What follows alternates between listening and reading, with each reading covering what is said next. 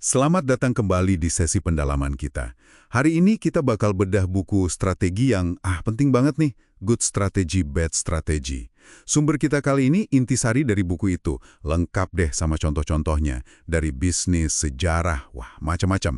Tujuan kita kali ini, ya ngebekali Anda supaya bisa langsung gitu, ngebedain mana strategi yang beneran jitu, sama mana yang cuma, omong kosong aja.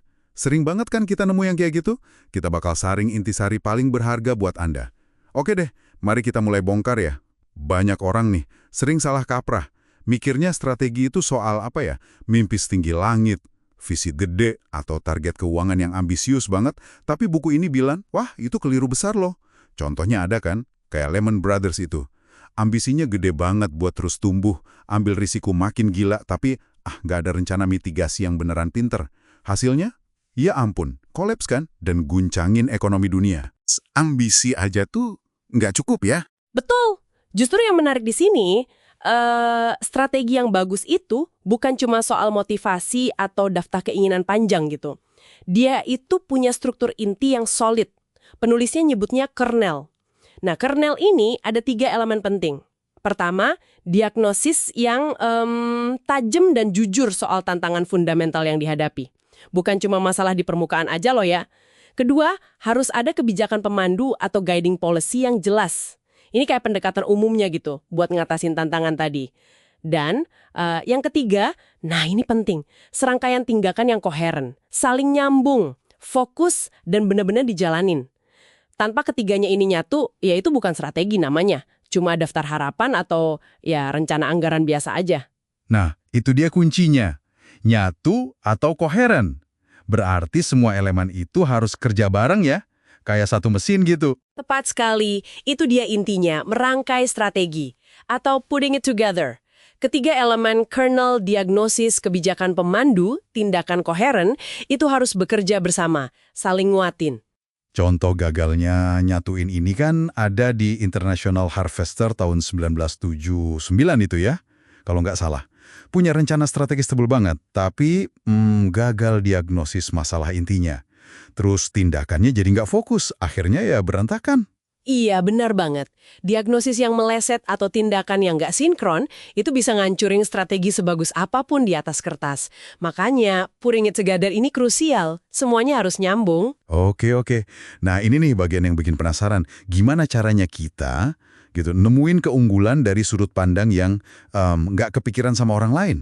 Buku ini ngangkat cerita Walmart kan?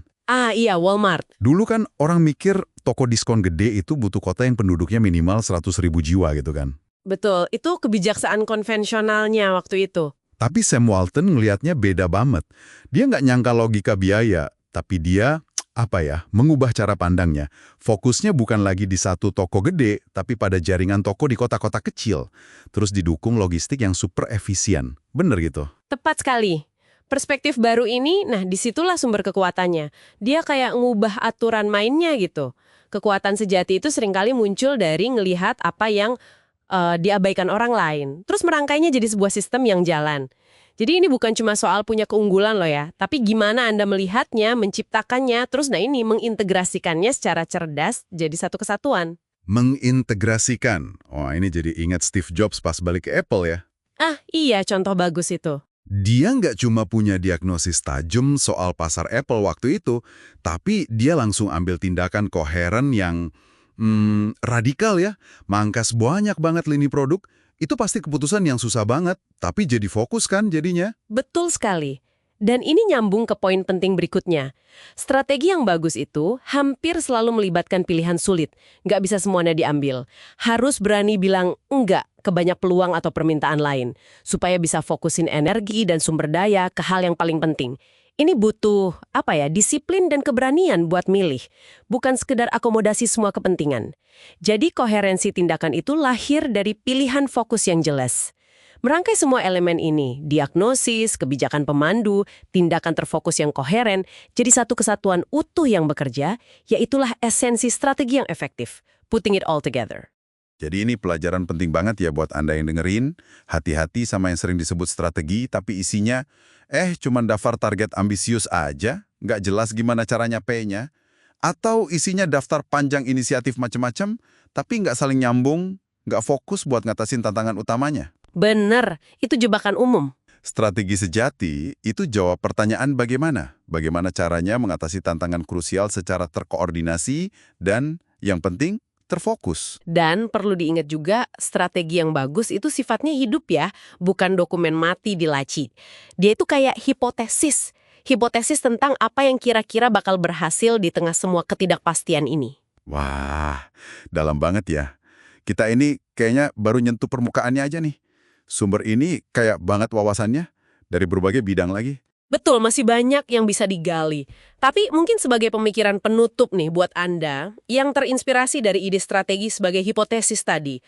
Gini, kalau strategi yang baik itu pada dasarnya adalah hipotesis terdidik, pertanyaannya adalah gimana caranya Anda bisa secara proaktif dan sistematis gitu menguji hipotesis strategi Anda sendiri, bahkan mungkin mencoba meruntuhkannya sendiri secara internal. Lakukan ini sebelum, ya tahu sendirilah, sebelum pasah dan pesaing yang nguji secara brutal buat Anda. Menguji asumsi-asumsi inti dari strategi Anda itu langkah krusial banget buat bangun sesuatu yang benar-benar tangguh dan bisa adaptasi. Gimana menurut Anda?